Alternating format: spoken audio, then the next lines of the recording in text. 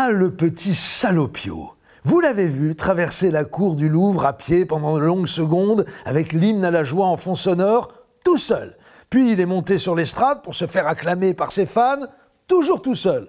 Et Brigitte alors, elle s'est tapée toute la campagne à le tenir à bout de bras, son petit prodige, à lui faire des papouilles devant les caméras avant chaque meeting, elle les a tous faits, à visiter des camps de nudistes pour faire plaisir aux photographes de Paris Match, à poser en maillot de bain, toujours pour ces gros pervers de photographes de Paris Match, à son âge, vous croyez que c'est agréable? Et tout ça bénévolement, contrairement à Pénélope Fillon, qui s'en est mis plein les fouilles. Elle a tout donné, Brigitte, et le soir de la victoire, adieu Berthe.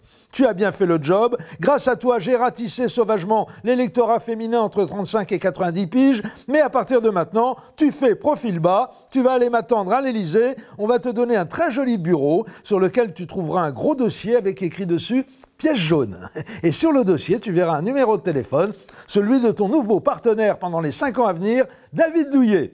Il va tout expliquer comment ça marche. Et moi, pendant ce temps-là, je me mets en marche dans la cour du Louvre, tel Mitterrand marchant vers le Panthéon. Sauf que moi, contrairement à Mitterrand, je ne donne pas la main à Jack Lang, Pierre Bérégovoy, Louis Mermaz ou tout autre baltringue du même tonneau. Je marche seul. J'aurais bien aimé d'ailleurs qu'on me mette la chanson de Jean-Jacques Goldman en fond sonore, mais on m'a dit que ça faisait pas assez régalien.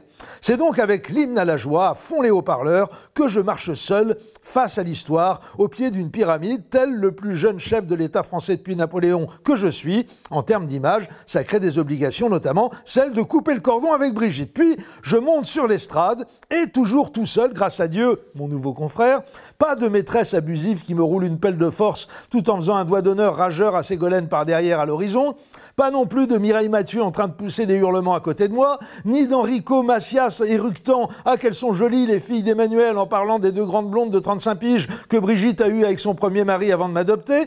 Et là, tout seul comme un grand, je prononce mon discours de remerciement, empreint de toute la gravité qui s'impose, droit dans mes bottines et raide comme la justice, plus régalien que moi, tu lances à la foule, je vous ai compris, et vive le Québec libre!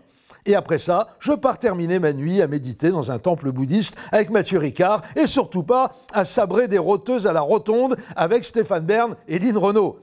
Voilà comment ça s'est passé hier soir.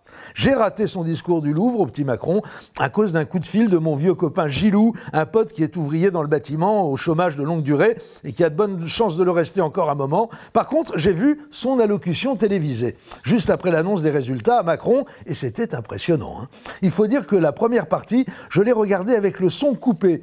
Il faisait une tête tellement catastrophée que j'ai cru qu'il était en train de nous annoncer les décès de Nicolas Hulot, Jean-Jacques Goldman, Sophie Marceau et Yannick Noah réunis, victimes d'un accident d'hélicoptère piloté par Omar Sy.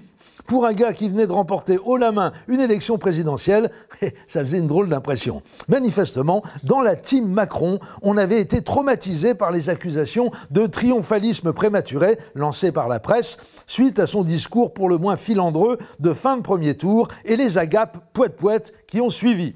Résultat, ce coup-ci, ils en ont fait des caisses, mais dans le sens inverse. Ces communicants ont dû lui dire « Surtout, tu ne montres pas que tu es content, c'est compris, hein, tu restes régalien. » Quand il est entré dans Paris avec la 2e DB, le général, il s'est pas mis à danser la Macarena avec Leclerc. Donc tu nous fais une allocution victorieuse, mais sinistre. Allez, fonce, champion!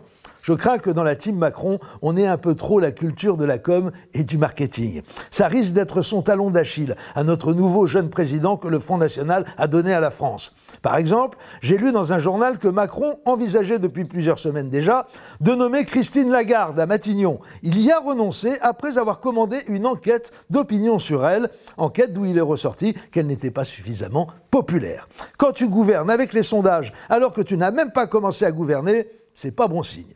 Post-scriptum, vous êtes nombreux à me demander depuis le paragraphe précédent qu'est-ce que sont des agapes poète-poète. Eh bien, à la différence des agapes bling-bling, qui sont des agapes où Vincent Bolloré est invité et qu'on entend venir de loin à cause du bruit que fait sa grosse Rolex en or qui s'entrechoque avec sa gourmette en platine, les agapes poète-poète sont des agapes où Stéphane Bern est invité et poète-poète, le bruit que fait sa langue de belle-mère, elle aussi reconnaissable de très loin.